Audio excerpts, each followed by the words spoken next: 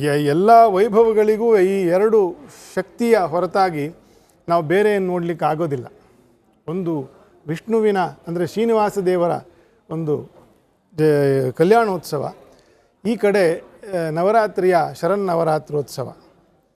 ಇವತ್ತು ಅಲ್ಲಿ ಏನು ಎಳ್ಳು ಹಾಕಿದ್ರೂ ಕೆಳಗಡೆ ಬೀಳಲ್ಲ. ಇಲ್ಲಿ ತಿರುಪತಿ ಶ್ರೀನಿವಾಸನಲ್ಲಿ ಅಷ್ಟೇ ಜನ, ಮೈಸೂರಿನಲ್ಲೂ ಅಷ್ಟೇ ಜನ ಅಲ್ಲೂ ಕೂಡ. ಇದು ಈ ನವರಾತ್ರಿಯ ಒಂದು ವಿಶೇಷ. ಇವತ್ತು ಕಳೀತಾ ಇದೆ ಅಂತಂತಲ್ಲ, ಅಂದರೆ ಇವತ್ತು ಜನಸಂಖ್ಯೆ ಜಾಸ್ತಿ ಆಗಿಬಿಟ್ಟಿದೆ, ಜನ ಸೇರೋದು ಜಾಸ್ತಿ ಆಗಿಬಿಟ್ಟಿದೆ ಅಂತಂತ ಈ ಒಂದು ರಶ್ ಅನ್ನೋದು ಅಂತಲ್ಲ. ಭಾಳ ಹಿಂದಿನ ಕಾಲದಿಂದಲೂ ನವರಾತ್ರಿ ಅಂತಂದರೆ ಅದೊಂದು ರಶ್ಶೇ, ಆಯಿತಾ. ಬರೀ 30 ಕೋಟಿ ಜನಸಂಖ್ಯೆ ಇರಬೇಕಾದ್ರೂ ಇಷ್ಟೇ ಜನ ಸೇರೋರು. ಯಾಕಂದರೆ ನವರಾತ್ರಿಗೆ ಅಂಥ ಒಂದು ಪರ್ವ ಅಂತ ಹೇಳಲಿಕ್ಕೆ ನಾನು ಇದರ ಹಿನ್ನೆಲೆ ಇವತ್ತು ಈ ಎಲ್ಲ ದೃಷ್ಟಿಕೋನದಿಂದ ನೋಡಬೇಕು ಅಂತಂತ. ಕನಕದಾಸರದು ಒಂದು ಕೃತಿ ಇದೆ, ಬಂದೇವಯ್ಯ ಗೋವಿಂದ ಶೆಟ್ಟಿ ಅಂತಂತ. ಈ ನವರಾತ್ರಿಯಂದು ವಿಜಯದಶಮಿಗೆ ಶ್ರೀನಿವಾಸನ ಮುಂದೆ ಎಷ್ಟು ವೈಭವವಾಗಿರ್ತದೆ ಅಂತಂತ. ಅಪ್ಪವು ಅತಿರಸ ತುಪ್ಪ ಚಿಮ್ಮಿ ಒಪ್ಪುವ ಯಾಲಕ್ಕಿಯು, ಅಪರೂಪವಾದ ಕಜ್ಜಾಯ ರಾಶಿಗಳ ಛಪ್ಪನ್ನ ದೇಶಕ್ಕೆ ಮಾರುವ ಶೆಟ್ಟಿ, ಬಂದೇವಯ್ಯ ಗೋವಿಂದ ಶೆಟ್ಟಿ, ನಿಮ್ಮ ಹರಿವಾಣ ತೀರ್ಥ ಪ್ರಸಾದ ಎಂದೆನಲಾಗಿ. ಇದು ಕನಕದಾಸರ ವಿಷಯ ಯಾಕೆ ಜ್ಞಾಪಕ ಬಂತು ಅಂತಂದರೆ, ಇಂಥ ಉತ್ಸವದ ದಿನ ಇಷ್ಟು ವೈಭವವಾಗಿರ್ತಕ್ಕಂತಹ ನೈವೇದ್ಯಗಳನ್ನು ನಿನಗೆ ಸಮರ್ಪಣೆ ಮಾಡ್ತಾರೆ, ಹೆಜ್ಜೆ ಇಡಲಿಕ್ಕೆ ಜಾಗ ಇರೋದಿಲ್ಲ ಅಲ್ಲಿ ಅಂತ ಅವನನ್ನು ಶೆಟ್ಟಿ ಅಂತ ಕರೆದು ದುಡ್ಡನ್ನು ವಸೂಲು ಮಾಡ್ತಕ್ಕಂಥವನು ಅಂತಂತ, ವಿಪರೀತ ಧನವಂತ ಅಂತ ಶ್ರೀನಿವಾಸನ ಉತ್ಸವಕ್ಕೆ ಅದನ್ನು ಮಾಡ್ತಾರೆ. ಮತ್ತು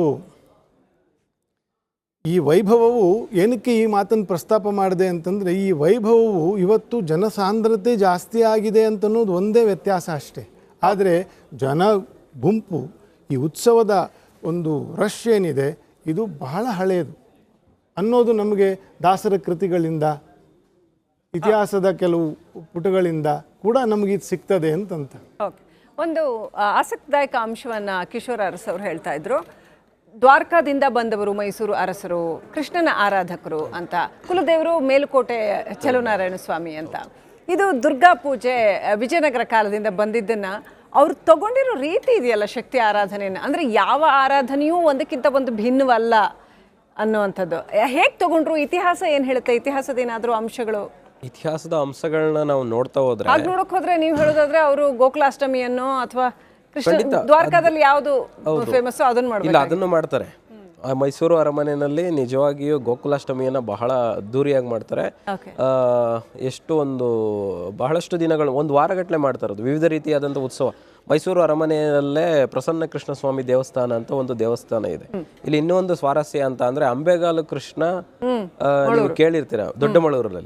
ಅದೇ ಪುರಂದರದಾಸರು ಆಡಿಸಿದಳೆ ಯಶೋದೆ ಆ ಕೀರ್ತನೆಯನ್ನ ಬರೆದಂತ ಆ ಒಂದು ದೇವಸ್ಥಾನಕ್ಕೆ ಹರಕೆ ಕಟ್ಕೊಂಡ್ಮೇಲೆ ಮುಮ್ಮಡಿ ಕೃಷ್ಣರಾಜ ಒಡೆಯರ ಜನನ ಆಯಿತು ಅಂತೇಳಿ ಅಲ್ಲಿಗೆ ದಾನದತ್ತಿಗಳನ್ನ ಮಹಾರಾಣಿ ಲಕ್ಷ್ಮೀಅಮ್ಮಣ್ಣಿ ಅವ್ರು ಕೊಡ್ತಾರೆ. ಇದು ಗೊತ್ತಾದಂಥ ನಂತರದಲ್ಲಿ ಮುಮ್ಮಡಿ ಕೃಷ್ಣರಾಜ ಒಡೆಯರವರು ಅಂಥದ್ದೇ ಒಂದು ಮೂರ್ತಿ ನಮ್ಮಲ್ಲೂ ಮಾಡಬೇಕು ಅಂತೇಳಿ ಪ್ರಸನ್ನ ಕೃಷ್ಣ ಸ್ವಾಮಿ ದೇವಸ್ಥಾನವನ್ನು, ಅಂಬೆಗಾಲು ಕೃಷ್ಣನ ದೇವಸ್ಥಾನವನ್ನು ಅಲ್ಲಿ ನಿರ್ಮಿಸ್ತಾರೆ. ಗೋಕುಲಾಷ್ಟಮಿಯನ್ನು ಬಹಳಷ್ಟು ಅದ್ದೂರಿಯಾಗಿ ಮಾಡ್ತಾರೆ. ಮತ್ತು ಅವರ ಆಚರಣೆಗಳು, ಅವ್ರ ಸಂಪ್ರದಾಯಗಳು ಎಲ್ಲವನ್ನೂ ನಾವು ನೋಡ್ತಾ ಹೋದರೆ ಯದುವಂಶ ಏನು ಪಾಲಿಸ್ತಾ ಇತ್ತು ಅದನ್ನು ಪಾಲಿಸ್ತಾರೆ. ಗೋವುಗಳಿಗೆ ಪ್ರಥಮ ಪ್ರಾಶಸ್ತ್ಯತೆ, ಯಾಕೆಂದರೆ ಅದು ಕೃಷ್ಣ ಧನ ಅಂದರೆ ಗೊಲ್ಲನಾಗಿದ್ದ ಅನ್ನೋ ಲೆಕ್ಕಾಚಾರದಲ್ಲಿ. ನಾಲ್ವಡಿಯವರು ಅರಮನೆಯನ್ನು ಕಟ್ಟಿಸ್ಬೇಕಾದ್ರೆ ಅರಮನೆ ಬಾಗಿಲಿಗಿಂತ ನಮ್ಮ ಗೋಶಾಲೆಯ ಬಾಗಿಲು ಎತ್ತರವಾಗಿರಲಿ ಅಂತೇಳಿ ಇವತ್ತೂ ಅರಮನೆ ಪಕ್ಕದಲ್ಲೇ ಇದೆ ಗೋಶಾಲೆಗಳು, ಅಮೃತ ತಳಿ ಹಸುಗಳು ಅದನ್ನೆಲ್ಲ ಸಾಕ್ತಾರೆ ಅಲ್ಲಿ. ಸೊ ಕೃಷ್ಣನ ಏನು ಆಚರಣೆಗಳು, ಯದುವಂಶದ ಆಚರಣೆಗಳು ಇವತ್ತಿಗೂ ಮುಂದುವರ್ಸ್ಕೊಂಡು ಹೋಗ್ತಾ ಇದ್ದಾರೆ. ಈ ಶಕ್ತಿ ಆರಾಧನೆ ಯಾವಾಗಿಂದ ಬಂತು ಅಂತಂದರೆ, ನಾವು ಮಹಾಭಾರತ ಕಾಲದಲ್ಲೂ ನಾವು ನೋಡ್ಬೋದು ಶಕ್ತಿ ಆರಾಧನೆ ನಡೀತಿತ್ತು. ಯದುವಂಶದವರು ಕೂಡ ಶಕ್ತಿ ಆರಾಧನೆಯನ್ನು ಮಾಡ್ತಿದ್ರು. ಸ್ವತಃ ಶ್ರೀಕೃಷ್ಣನು ಕೂಡ ಶಕ್ತಿ ಆರಾಧನೆಯನ್ನು ಮಾಡ್ತಿದ್ರು. ಮೇಲ್ಕೋಟೆಗೆ ತನ್ನ ಏನು ಚಲುವನಾರಾಯಣನ ಒಂದು ದರ್ಶನಕ್ಕೆ ಬಂದಂಥ ಇಬ್ಬರು ಸಹೋದರರು ವಿಜಯ ಮತ್ತು ಕೃಷ್ಣ ಇಲ್ಲಿ